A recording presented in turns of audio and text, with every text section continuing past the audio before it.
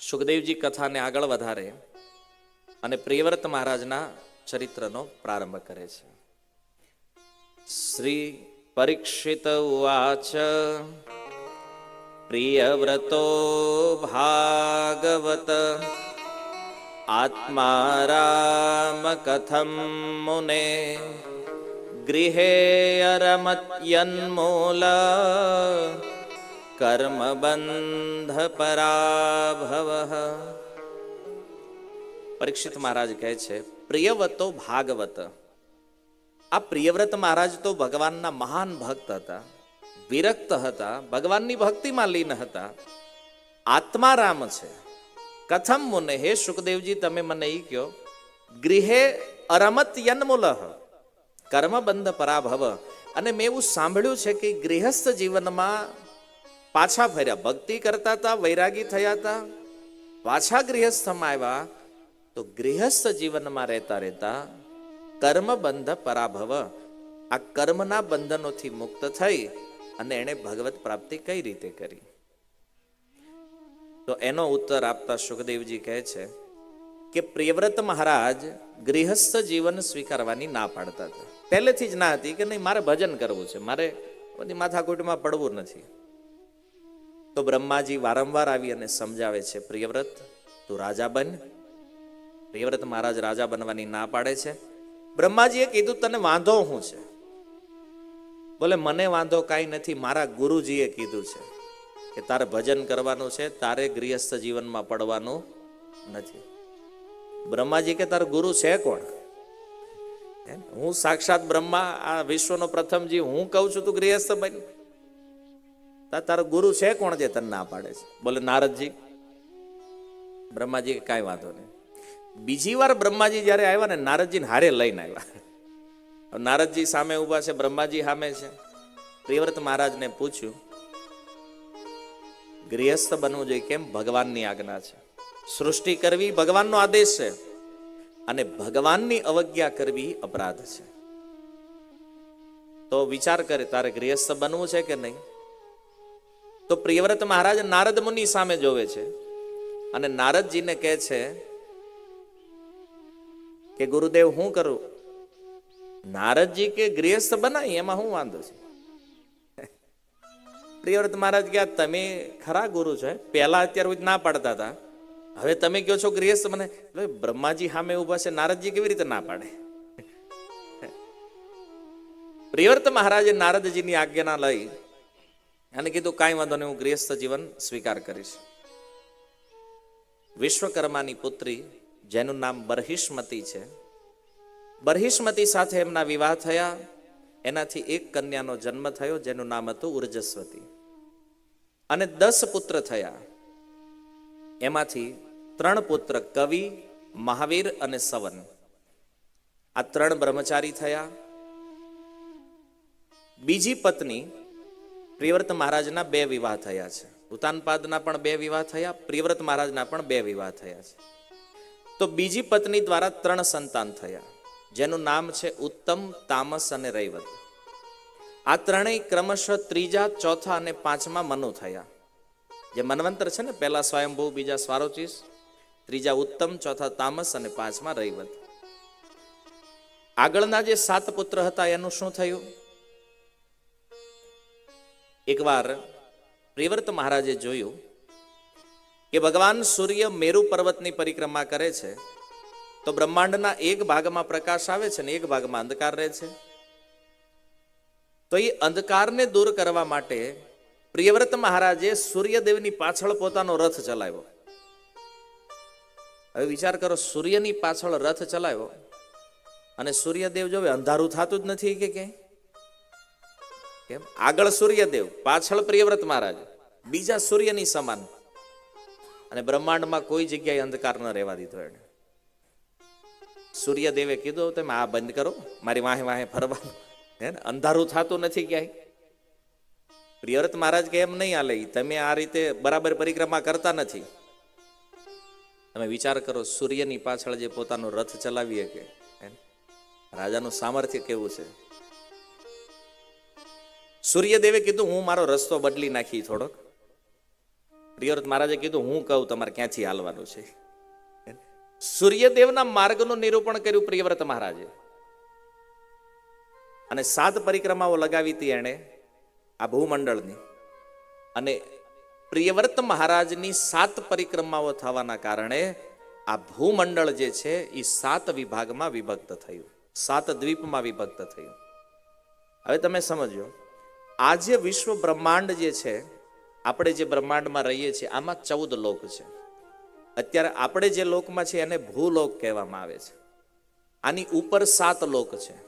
ભૂ, એનાથી ઉપર ભોરલોક, સ્વર્ગલોક, મહરલોક, તપલોક, જનલોક, સત્યલોક બ્રહ્માજીનો, અને નીચે 6 લોક છે: તલ, અતલ, વિતલ, રસાતળ, પાતાળ, મહાતલ ઇત્યાદિ.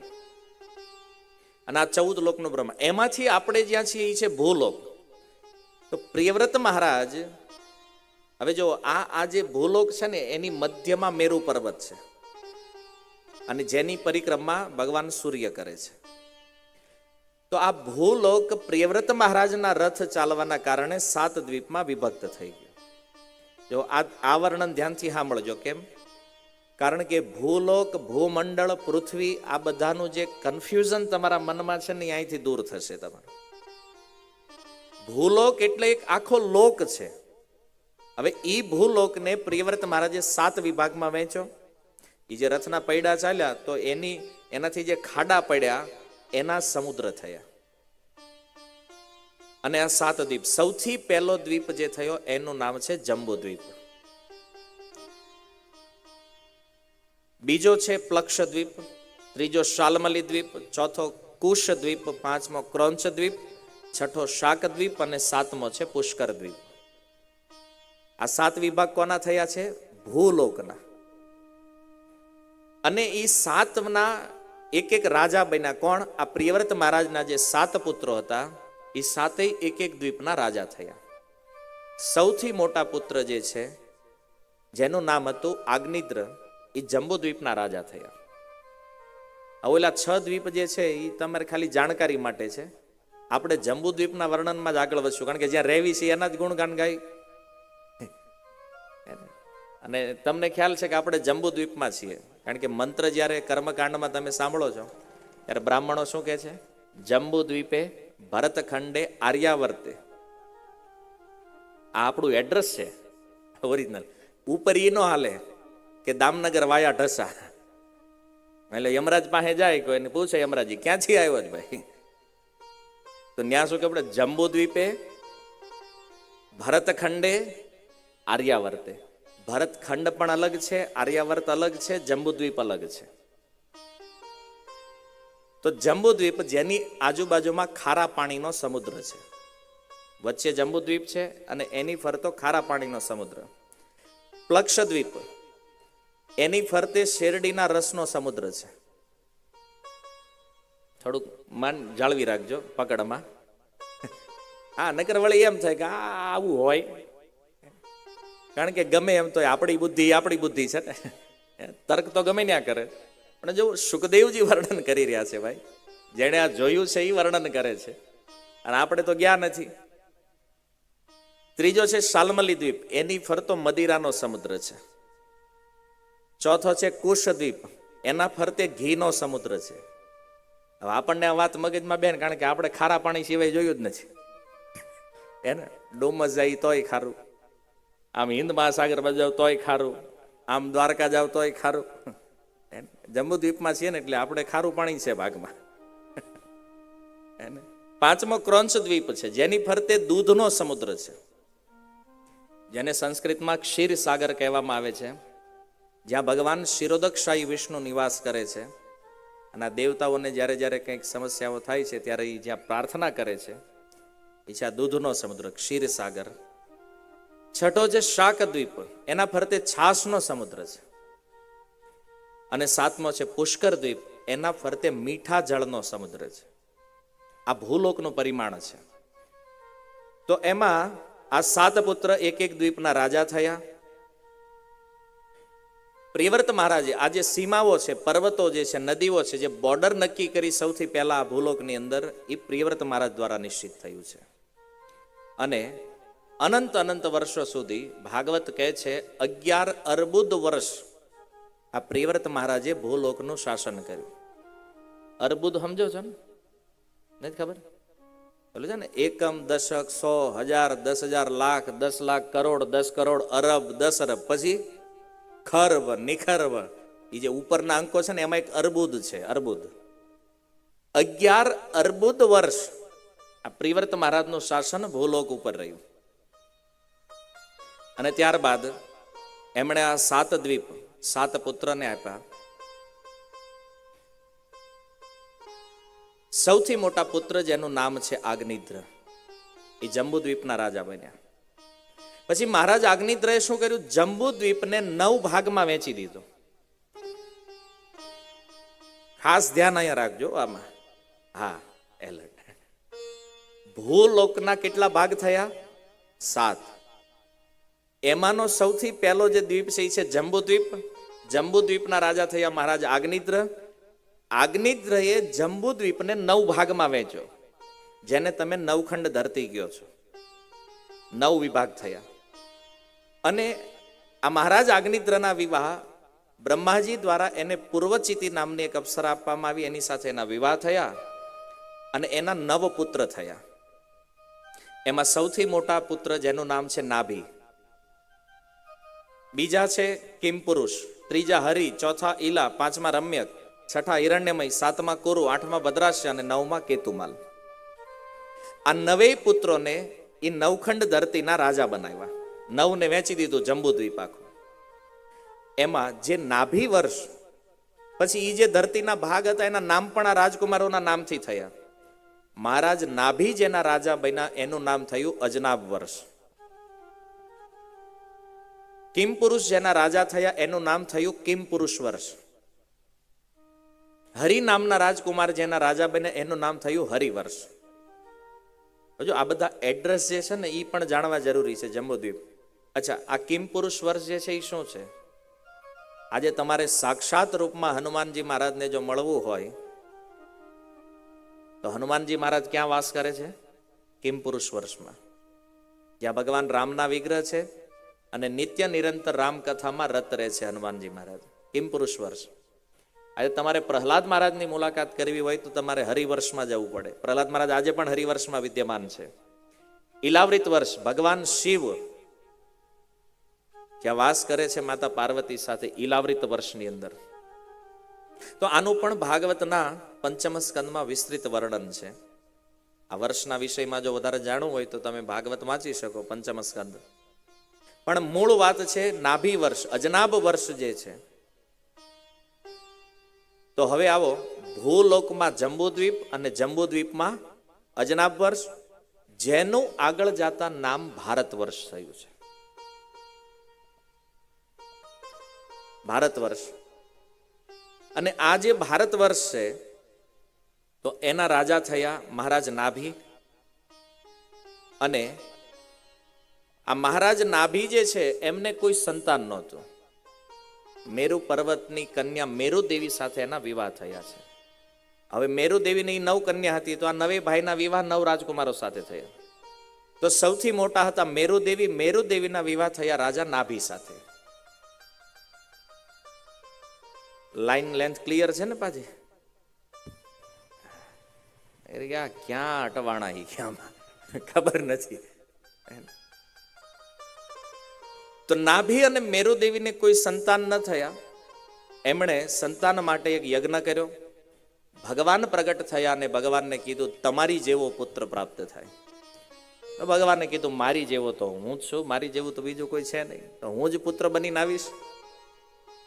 ત્યારે મહારાજ નાભીથી ઋષભદેવનું પ્રાગટ્ય થયું. બોલો ઋષભદેવ ભગવાન કી. તો મહારાજ નાભી પછી ભારત વર્ષના રાજા થયા ઋષભદેવ. અને આ ઋષભદેવ જ્યારે રાજા બન્યા તો ઇન્દ્રને ઈર્ષા થઈ એની સાથે. અને ઇન્દ્રએ કીધું ભારત વર્ષમાં વર્ષા બંધ કરી દઉં, કારણ કે વર્ષાના દેવતા ઇન્દ્ર છે. વરસાદ બંધ કરી દીધો. ઋષભદેવ કે કાંઈ વાંધો નહીં, હે ને. પોતાની યોગ માયાના પ્રભાવથી ભગવાને આખા ભારત વર્ષની અંદર વર્ષા કરાવી. અને આ રીતે ઋષભદેવજી છે એક સમર્થ રાજા બન્યા, કારણ કે સાક્ષાત ભગવાન છે. ઋષભદેવે જોયું કે ઇન્દ્ર મારી સાથે વેર રાખે, પણ જ્યારે એણે યોગમાયાનો પ્રયોગ કર્યો ત્યારે ઇન્દ્રને પણ ખબર પડી કે આ તો ભગવાન છે. એણે જયંતી નામની એક અપ્સરા પ્રદાન કરી અને એનાથી 100 પુત્ર થયા, જેમાં સૌથી મોટા પુત્ર હતા જેનું નામ હતું ભરત, અને એના નામથી આ દેશનું નામ થયું ભારત. આજે ભારત વર્ષ, અજનાબ વર્ષનું જે ભારત વર્ષ થયું, તો યાર ઋષભદેવના પુત્ર જે ભરત છે એના કારણે છે.